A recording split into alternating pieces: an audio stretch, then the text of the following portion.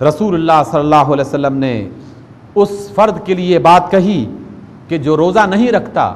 باوجود اس کے کہ وہ صحت یاب ہے، باوجود اس کے کہ اسے روزہ رکھنے کا موقع میسر ہے، صلاحیت اس کے پاس ہے، لیکن اس کے باوجود بھی وہ روزہ نہیں رکھتا، تو رسول اللہ صلی اللہ علیہ وسلم ارشاد فرماتے ہیں کہ من افطر یوما من رمضان من غیر رخصت ولا مرض لم يقض عنہ صوم الدہر کلہ وان صامہ، جس شخص نے بغیر کسی بیماری اور بغیر کسی مجبوری کے رمضان کا ایک روزہ چھوڑ دیا، تو تب اگر وہ سارا زمانہ روزہ رکھتے رہے اس بدلے کو پورا کرنے کے لیے، تو اسے اس ایک روزے کے برابر کا ثواب نہیں مل سکتا۔ ساری زندگی کا روزہ رکھنا اس ایک روزے کا برابر، اس کا اجر برابر نہیں مل سکتا اس کو۔ جو ایک محرومی اسے مل چکی ہے وہ محرومی اسے واپس نہیں آ سکتی۔ اس سے ایک روزے کی عظمت اور اس کی برکت کو بیان کیا گیا ہے کہ ایک روزہ چھوڑ دینا گویا کہ اس نے ساری زندگی بھر کے روزے رکھنے ترک کر دیے ہیں، اور جتنا اجر اسے ملنا چاہیے تھا وہ اتنے بڑے اجر سے محروم ہو چکا ہے۔ اسی وجہ سے رسول اللہ صلی اللہ علیہ وسلم نے ماہ رمضان کی خصوصیت سے بے شمار موقعوں پر بیان کیا تاکہ انسانوں کو پتہ چل جائے کہ کتنا عظیم الشان وقت ان کے پاس آنے والا ہے۔ سامعین گرامی، یہ بات درست ہے کہ اللہ تعالیٰ اپنے بندوں کی دعائیں ہر وقت اور ہر لمحے سنتا ہے، اس کے لیے زمانہ اور مکان اس کی قید نہیں ہے، لیکن خود اسی رب نے، اسی اللہ نے کچھ اوقات ایسے مقرر کر رکھے ہیں، کچھ ایام ایسے مقرر کر رکھے ہیں، کچھ مقامات ایسے مقرر کر رکھے ہیں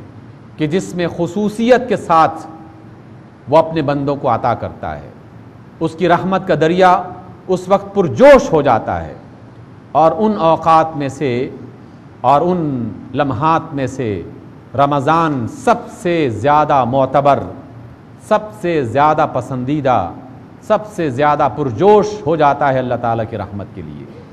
اس لیے اس کے ایک ایک لمحے کو استعمال کیا جائے، اور اس کے ایک ایک لمحے کو اللہ تعالیٰ کے قریب آنے کے لیے اپنی سعادت کا حصہ بنا لیا جائے، سمجھا جائے کہ یہ اللہ تعالیٰ نے اس کے نصیب میں ایک بہت بڑی نعمت رکھ دی ہے، اور جس نے اس نعمت کو حاصل کر لیا وہ دنیا کا خوش نصیب آدمی بن گیا، اور جس نے اس نعمت کو حاصل نہ کیا وہ دنیا کا بد نصیب ترین انسان بن چکا۔ لیکن سامعین گرامی، روزے کے حوالے سے ایک اور آخری بات آپ کے سامنے رکھنا چاہتا ہوں، اور وہ یہ ہے کہ روزہ صرف صبح سے لے کر شام تک کھانے پینے سے اپنے آپ کو بچانا نہیں ہے، بلکہ اس کے علاوہ بھی کچھ کام ایسے ہیں کہ جن سے اپنے آپ کو محفوظ رکھنا ہے۔ اگر کسی شخص نے اس بات کا اہتمام نہیں کیا ہے تو پھر محض اس کا کھانا پینا چھوڑ دینا اللہ تعالیٰ کو قبول نہیں ہے۔ رسول اکرم صلی اللہ علیہ وسلم فرماتے ہیں کہ جن کی زبان سے روزے کی عظمت کا ہمیں پتہ چلا، کہ جن کے دہن سے قرآن مجید ہمیں پہنچا ہے، جن کی آواز میں ہمیں قرآن مجید پہنچایا گیا، وہی رسول صلی اللہ علیہ وسلم فرماتے ہیں کہ کل عمل ابن آدم لہو الا الصیام، ہر آدم کے بیٹے اور ہر آدم کی اولاد کا عمل اس کے لیے ہے سوائے روزے کے، کیونکہ روزہ جو ہے وہ اللہ کے لیے ہے اور اللہ اس کا بدلہ دینے والا ہے۔ والصیام جنۃ، اور روزہ ڈھال ہے برائیوں سے بچانے کے لیے۔ فَإِذَا كَانَ يَوْمُ صَوْمِ أَحَدِكُمْ، اس لیے اے لوگو، اگر تم میں سے کوئی شخص روزے دار ہو تو اسے کیا کرنا چاہیے؟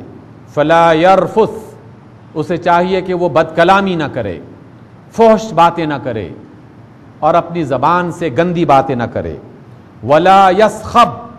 اور شور و غوغا نہ کرے، غل نہ مچائے، لڑائی جھگڑا نہ کرے، خام خواہ فساد مچانے کی کوشش نہ کرے۔ فَإِنْ سَابَّهُ أَحَدٌ أَوْ قَاتَلَهُ، اگر کوئی اسے روزے کی حالت میں گالی دیتا ہے یا اس سے لڑتا اور جھگڑتا ہے تو روزے دار کو صرف یہ کہنا چاہیے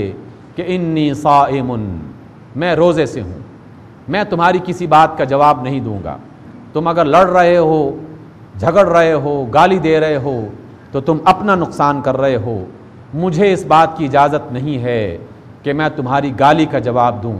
اور تمہاری بد زبانی کا جواب بد زبانی سے دوں. والذی نفس محمد بیدہ،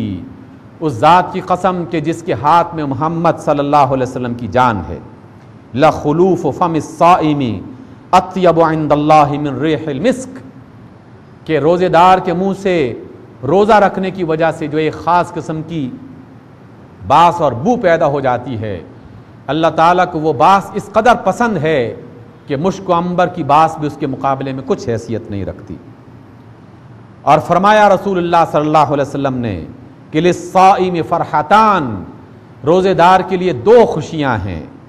یفرحہما، اور وہ روزے دار ان دو موقع پر خوش ہوگا. اذا افطر فرح بفطرہ، جب وہ روزہ افطار کرتا ہے تو افطاری کے موقع پر اسے ایک خاص قسم کی خوشی میسر آتی ہے. وَإِذَا لَقِيَ رَبَّهُ فَرِحَ بِصَوْمِهِ، اور دوسری بڑی خوشی اسے اس وقت ملے گی جب وہ اپنے رب سے ملے گا، اور اپنے رب کے پاس جب وہ جائے گا اور اسے روزے کا جب اجر دیا جائے گا تب وہ خوش ہو جائے گا کہ او کتنی بڑی نعمت مجھے آج مل گئی ہے اور کتنی بڑی عظیم دولت مجھے آج میسر آ گئی ہے. ایک خوشی دنیا میں ہر روز جب روزہ افطار کیا جائے گا اس وقت ملے گی، اور ایک بڑی خوشی اس وقت کہ جب ہم اپنے رب سے ملیں گے اور وہ رب کہے گا کہ اے روزے دارو، تم نے میرے لیے روزہ رکھا تھا، آج میں نے یہ سب دولتیں، یہ سب نعمتیں اور انعامات تمہارے لیے سجا رکھی ہیں، آؤ اپنے روزے کی وجہ سے ان سب نعمتوں کے حقدار بن جاؤ. سامعین گرامی، یہ روزہ، یہ رمضان ایک دفعہ پھر پیغام رحمت لے کے آ گیا، پیغام مغفرت لے کے آ گیا، اور جہنم سے چھٹکارے کا پیغام لے کے آ گیا، اور صدا ہے سب کے لیے. کوئی امیر غریب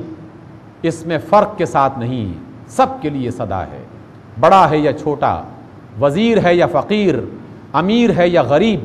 سب کے لیے صدا ہے. بامنصب ہے یا بے منصب، ایک ریڑھی چلانے والا، ایک پتھر توڑنے والا، ایک لکڑیاں اٹھانے والا، ایک جوتا بنانے والا، اور ایک بڑے سے بڑے منصب پر اور بڑے سے بڑے دفتر میں بیٹھ کر اپنے سینے اور کاندھوں پر بڑے تمغے سجانے والا، اللہ کے نزدیک سب برابر ہیں. جس نے ایمان اور احتساب کے ساتھ روزہ رکھا اس کا درجہ بلند، جس نے روزے کو چھوڑ دیا اس کا درجہ گر گیا. اللہ کے نزدیک عظمت صرف اس کی ہے جو اس کی مانتا ہے، جو اس کی نہیں مانتا اللہ کے نزدیک اس کی کوئی عزت نہیں، کوئی اعتبار نہیں. راستے کھلے ہیں، فرصت موجود ہے، زندگی کی سانسیں اللہ نے عطا کر رکھی ہیں، اس کا شکر بجا لائیے. ہم سب اللہ سے توفیق طلب کریں کہ جو ماہ رمضان انشاءاللہ ہمیں ملنے والا ہے وہ ہمیں اس کی برکتیں سمیٹنے کی توفیق عطا فرمائے، اپنی زندگی بدلنے کی توفیق عطا فرمائے، اپنے سابقہ زندگی کے گناہوں کو دھونے کا موقع اور فرصت عطا فرمائے،